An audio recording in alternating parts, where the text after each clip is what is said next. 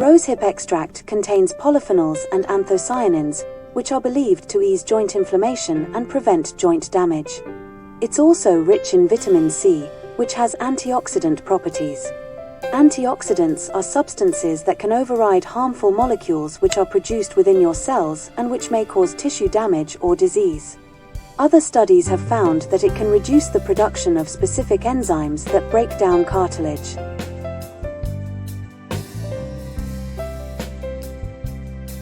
Hey guys, welcome back, Bushcraft Family, with another video. And today we are going to be making a RoseHip Tincture.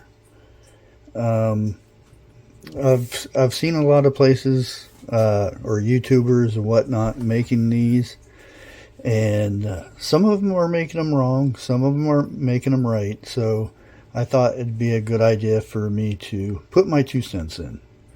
Rosehip, especially this time of the season when there's so many people getting sick and everything, rosehip is a very good source of vitamin C. It's a really good immune booster, not to mention the other benefits you get from it. But today we are going to make a tincture and do it the correct way. And this is some of the stuff I've learned from herbalism, herbalists that have many years experience in this. Now I am using some dried rosehip. This I've resourced myself. You can purchase this stuff already dried and everything, harvested, the whole 9 yards. But make sure you know where this stuff is coming from.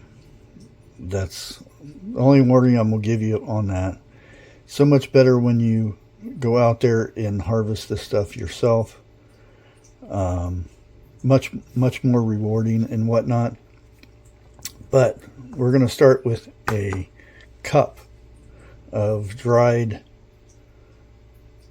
rosehip. And I've got my mason jar ready to go.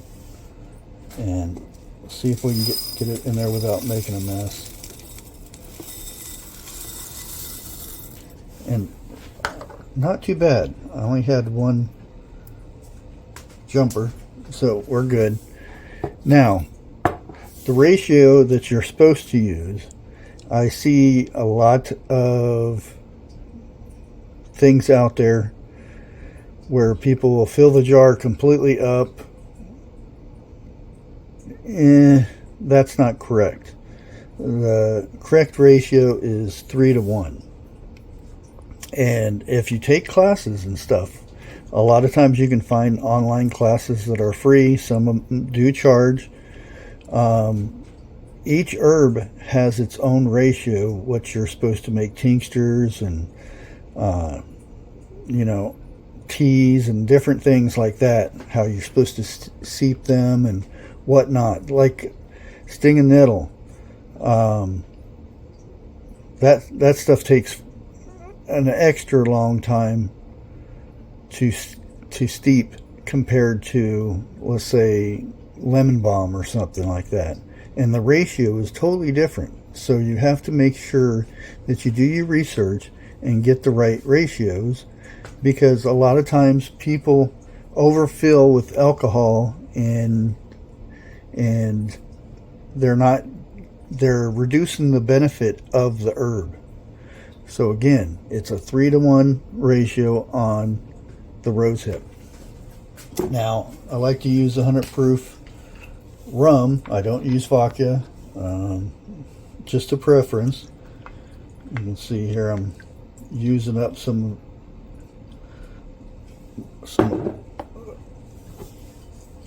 emptier bottle. And I probably should get a funnel this time, because I'm going to hear it. You should be using a funnel. Yeah, I probably should be. There we go. Okay, let's go ahead and fill this up.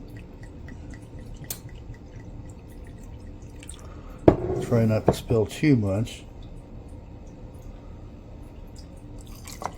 There's one. Now, if you're doing fresh, like you go out and get your berries, your rosehip berries, you want to make sure that it's after a good frost. And you'll know it's a good frost when the berries seem to be wrinkly and soft and whatnot, because it actually is more beneficial once that frost comes, because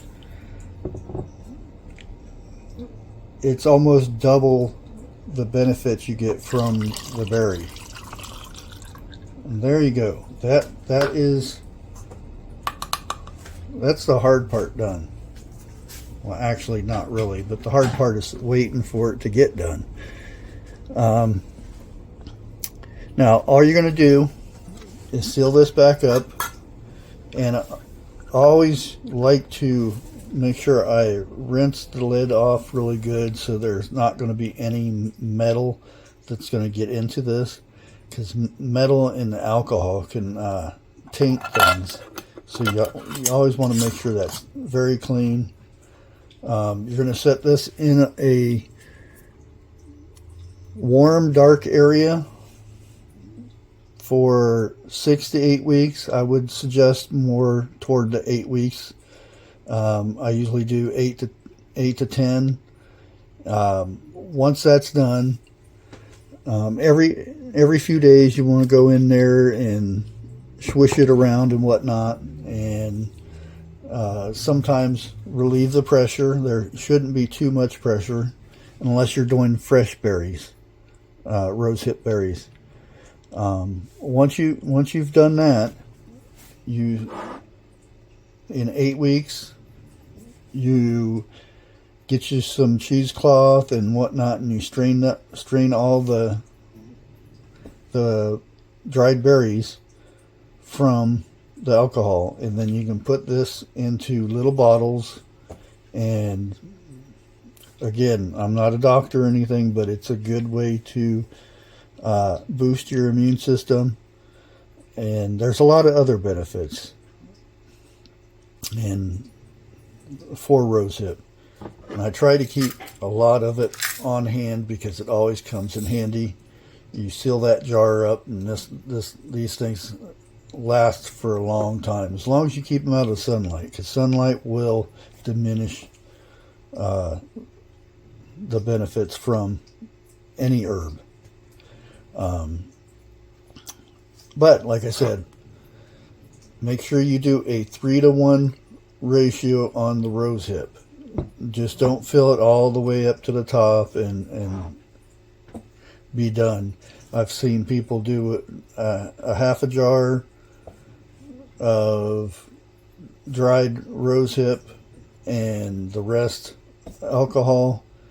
Now fresh berries, if you mush them down or chop them, I don't suggest using a food processor or anything, but